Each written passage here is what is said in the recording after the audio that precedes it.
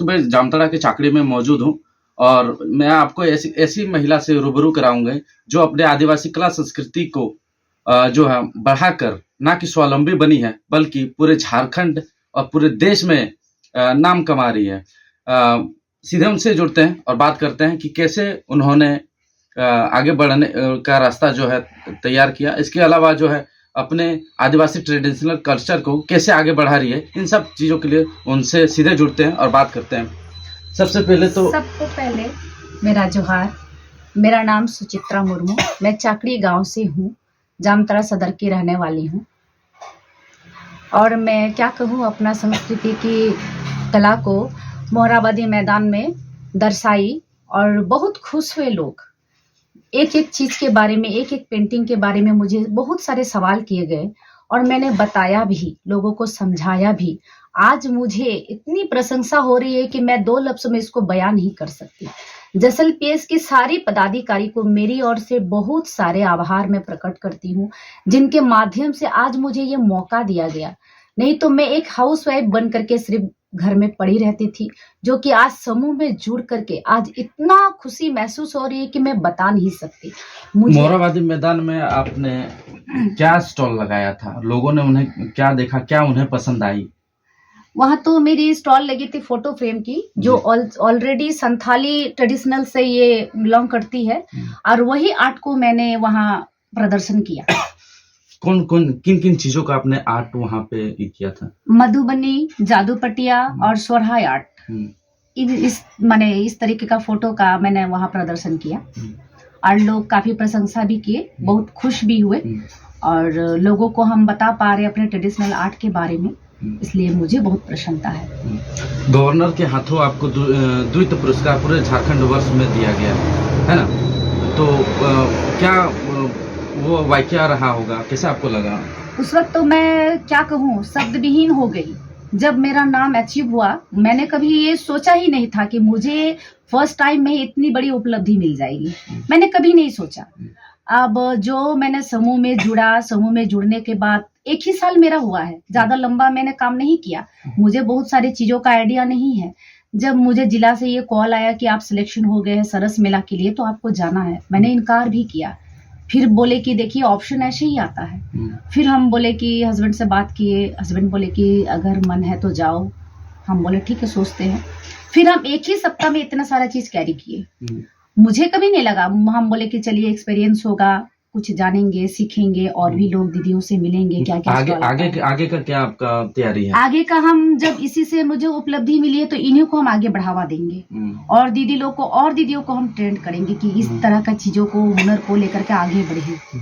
जिसको जो रुचि होगा उसी में हम सबको ट्रेंड देने की व्यवस्था बनाएंगे। जिला लेवल में हम ये बात रखेंगे। कुछ अपने तस्वीरों को बारे में बताइए, आप कौन सी तस्वीरें जैसे आपने बताया सोहराय वगैरह, ये सब चीजों के आप बनाते हैं आर्ट। इसके अलावा भी आप क्या? हाँ, इसके अलावा भी मेरा कारीगरी है, जैसे कि ऊन के शॉल वगैरह बनाते हैं, धागा से जो है काफी सारा चीजें मैंने बनाया है, जिसके मैंने देखते ही मुझे जिला लेवल वालों ने सिलेक्ट किया था। और साथ ही मैं ये पेंटिंग को भी दर्शाना चाहती थी। बैचलर लाइफ में ये सब मैं काम करती थी, लेकिन उस समय मुझे काम करने का कभी मौका नहीं दिया गया।